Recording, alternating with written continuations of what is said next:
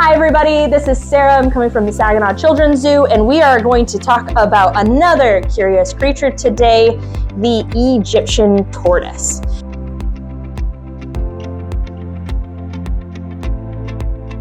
So this is one of our Egyptian tortoises. We do have two. This one's name is Horus. Now in the wild, they're actually not 100% sure how long they can live. There's still some research to be done on that. But in human care, it's believed that they can live to about 20 years old. Horus is about 7 this year, so it still has a very long way to go. In the wild, their historic ranges were from Libya, Egypt, and also in Israel. Now, they are a critically endangered animal, which means that their populations have decreased quite a bit, and now they are only found in Libya.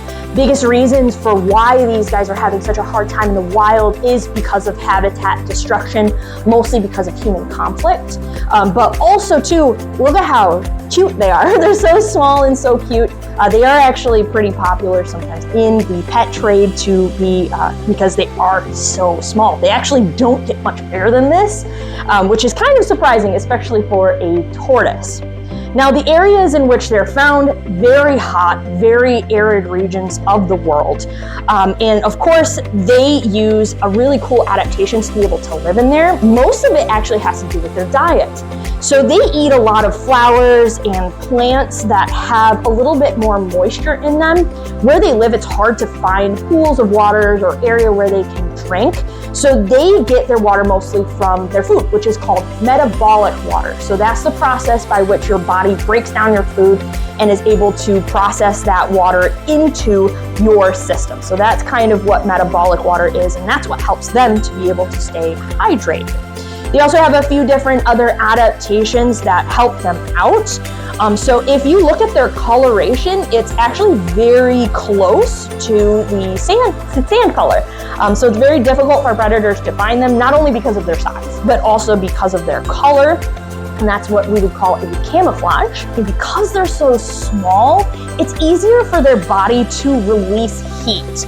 So the areas where they live, very, very hot. If you were a larger animal and had more surface area, it's a little bit more difficult for you to lose heat the way that these guys do.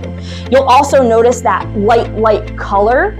A lot of times when animals have a darker color to them, they absorb heat more. So they want to get rid of that heat and they don't want to absorb it at the same level. So that light color helps them quite a bit.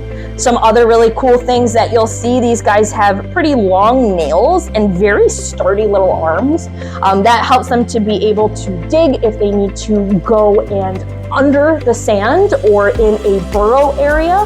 Those burrows help them not only keep moisture, but also it helps them keep their temperature. A lot of times in desert areas, it's super, super hot during the day and actually kind of cold at night. So they need to not only get out of the heat, but they also need to keep their body nice and stable with those temperatures. And a lot of times, digging a hole and being under that hole will help them in that. So things that we can do to help animals like Horus in the wild is to just kind of get out there and talk about these animals not being a great pet, mostly because they're very difficult to care for. They have a very long lifespan, but also they can cost quite a bit of money. If you were to get an animal like Horus, just make sure that you are looking to kind of adopt an animal, because there's a lot of reptiles out there that need good homes for people that can take care of them and know how to take care of them. So thank you so much for listening to a few of our fun facts. You can come see Horus at our new building in 2026, the Wild in Nature, that we're super excited about. And we hope that you stay wild.